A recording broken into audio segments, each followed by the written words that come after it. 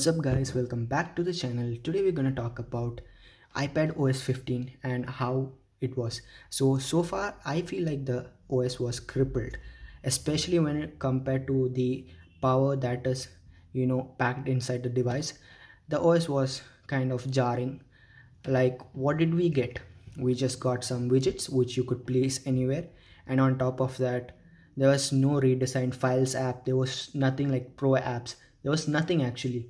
Like, at this point it's kind of sure that you know uh, hardware wise Apple's iPads are just far ahead in competition, but software wise they are just so behind.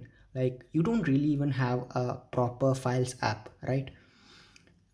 Like, talking about the multitasking also, like, technically they didn't do anything. Like, if you just open the Safari and again have like this, so it's almost similar to this one.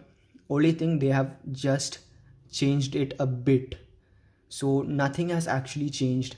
Like, you get something underneath which is called as shelves, and that's it guys. Like, mostly there is nothing huge improvement. And again, I feel at this point it's more like they had some bunch of M1 chips left out in the factory, so they were more like, you know what, just throw it inside the iPad Pro and give it to the people. People will just use it. So that's the most probable reason. And most of the people who bought the 16 GB version of the iPad Pro thinking that pro apps would come and all those things, I'm sorry guys, it's not gonna happen. And by the time it just actually happens, I think so it's not gonna be a huge deal, because by that time people will just get, be like, yeah, whatever, it just happened, okay, fine, whatever. Like, this is something they could have actually revolutionized, or kind of brought this new features and new things, pro level apps, and they could have made it better. But so far in Apple's book, and after seeing the WWDC, I feel like it's not gonna happen anytime soon. And talking about the other features they have introduced, so we got a app library.